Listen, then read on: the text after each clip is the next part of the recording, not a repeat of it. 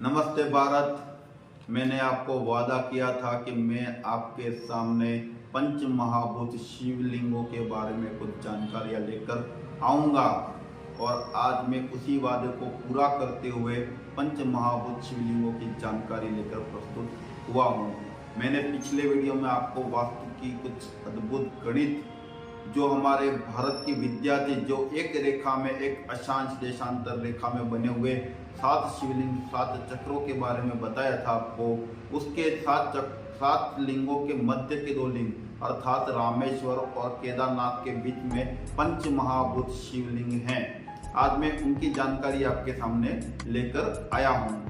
जिसने भी ये वीडियो पहले वाला वीडियो नहीं देखा है वो प्लीज़ कृपया निवेदन है कि आप हमारे चैनल पर जाकर वो वीडियो अवश्य देख लें। चलो मैं अब बात करता हूँ आज की जानकारी के बारे में। सबसे पहला जो शिवलिंग है पंच महाभूत में वो है एकाम्बेश्वर नाथ शिवलिंग। ये मिट्टी से बना हुआ शिवलिंग है और मिट्टी के बने हुए शिवलिंग की यहाँ पर पूजा आराधना की जाती है। इस शिवलिंग की रक्षा के लिए, क्योंकि मिट्टी का बना हुआ है, इस शिवलिंग की रक्षा के लिए, ये शिवलिंग खराब ना हो इसके लिए इधर चमेली के तेल का अभिषेक किया जाता है। ये मंदिर का जो द्वार है उस द्वार को कहा जाता है गोपुरम द्वार। जो दक्षिण भारत में जो द्वार बने हुए चोला साम्राज्य के समय के वो लगभग सब गोपुरम द्वार कहे जाते हैं, वही पद्धति से बने हुए हैं। इस द्वार की जो ऊंचाई है वो 190 फीट है, जो कहा जाता है भारत के दक्षिण भारत का सबसे ऊंचा द्वार है। मंदिर 23 एकड़ में फैला हुआ है और भारत का 10वां सबसे बड़ा मंदिर है।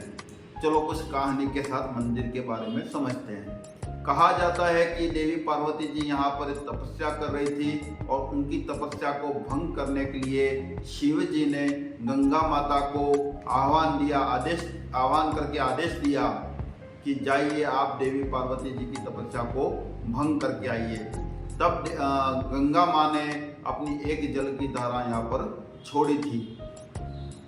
पार्वती जी ने निवेदन किया माँ गंगा से कि माँ गंगा आप भी हिमालय पुत्री हो और मैं भी हिमालय की पुत्री हूँ, अर्थात आप हम दोनों रिश्ते में बहनें हुई, इसलिए आपसे निवेदन है कि मेरी तपस्या भंग मत कीजिए, क्योंकि आपने तो शिव को प्राप्त कर लिया है लेकिन मैं शिव को प्राप्त करना चाहती हूँ।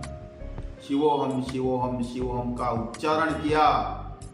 तब देवी पार्वती जी की इस तपस्या को देखते हुए गंगा माँ ने अपनी जल धारा से इस तपस्या को भंग नहीं किया और देवी पार्वती जी ने यहाँ पर आम के पेड़ के नीचे मिट्टी से शिवलिंग की संरचना की, शिवलिंग बनाया और घोर तपस्या यहाँ पे शिव जी की और शिव जी ने तपस्या से प्रसन्न होकर वहाँ पे प्रकट हुए, उनको वरदान दिया और तब से लगाकर आज तक वहाँ पे मिट्टी के इस शिवलिंग की पूजा की जाती है।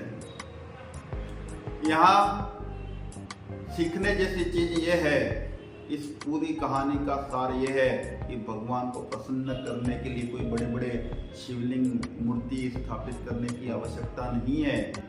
एक मिट्टी रेत को भी अगर शिवलिंग बना के स्थापित कर लेते हो तो भी शिव प्रसन्न हो जाते। शिव तो ऐसे भोले भंडारी हैं। दूसरे शिवलिंग के बारे में बताता हूँ। दूसरा शिवलिंग जिसका नाम है जम्बुकेश्वर, ये जल तत्व का प्रतिनिधित्व करता है। इस शिवलिंग का नाम है अप्पुलिंगम भी इसे कहा जाता है। कहा जाता है कि देवी पार्वती जी ने अखिलांडेश्वरी के रूप में यहाँ पर पूजा की थी। एक समय देवी पार्वती जी ने जम्बू वन जो है उसको चिन्हित किया था अपनी तपस्या के लिए। कहा जाता है उस पूजा के समय देवी पार्वती जी ने जल में से एक शिवलिंग निकाला था जिसको अप्पुलिंगम कहा जाता है। उस लिंग की यहाँ पे स्थापना करके देवी पार्वती जी ने पूजा की थी और उनकी पूजा से प्रसन्न होकर शिव जी ने प्रकट होकर उनको ज्ञान प्रदान किया जाता था। जल भी ज्ञान का प्रतीक माना जाता है और शिव जी ने इनको ज्ञान दिया था। बहुत समझने वाली चीज़ है। पूरे भारत में शिवरात्रि के दिन जो माँ गिरजा है और शिव जी के विवाह के रूप में आप शिवरात्रि के दिन पूजा करते हो, लेकिन वो पूजा इस मंदिर में नहीं की जाती है क्योंकि यहाँ पे शिव जी का और माता पार्वती का गुरु शिष्य का रिश्ता माना जाता है।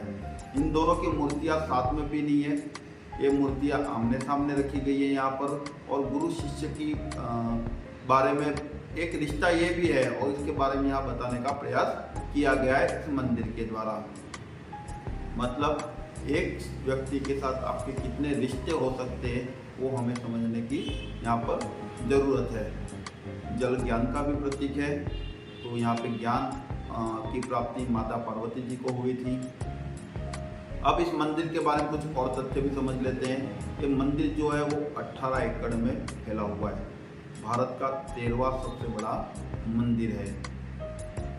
इस मंदिर को चोला साम्राज्य ने बनाया था। उसमें आज भी बहुत सारे चोला साम्राज्य के लिपि जो हैं वो दीवारों पर आज भी अंकित हैं।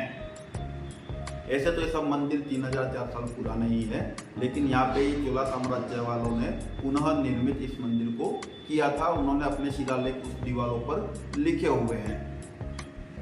18 एकड़ में मंदिर है, भारत का 13वां सबसे बड़ा मंदिर है और इसकी पूजा करने से आपके शरीर का जो जल तत्व है वो ठीक होता है। इससे पहले जो मंदिर मैंने बताया एकाम्बेश्वर, जो आपके पृथ्वी तत्व को ठीक करता है। जो भी भारत को मानते हैं, जो पंच तत्वों में अपना विश्वास रखते हैं, उनको एक बार इस जल तत्व वाले मंदिर के दर्शन अवश्य करने चाहिए। इसको करने से आपके ज्ञान में अवश्य वृद्धि होगी। ऐसे वीडियो आपको अच्छे लग रहे हो और आगे और 3 शिवलिंग के बारे में जानकारी आप प्राप्त करना चाहते हैं तो हमारे वीडियो को कंटिन्यू देखते रहें। आगे भी आने वाला है, बड़ा वीडियो आने वाला है और अच्छा ज्ञान के साथ आने वाला है। आपको वीडियो अच्छा लगा है तो इसको शेयर कर दे, सब्सक्राइब कर दे, लाइक कर दे और आपके पास कुछ और जानकारी है तो हमें कमेंट करके अवश्य बताएं। शीघ्र ही मिलूंगा नए वीडियो के साथ। तब तक के लिए वंदे मातरम।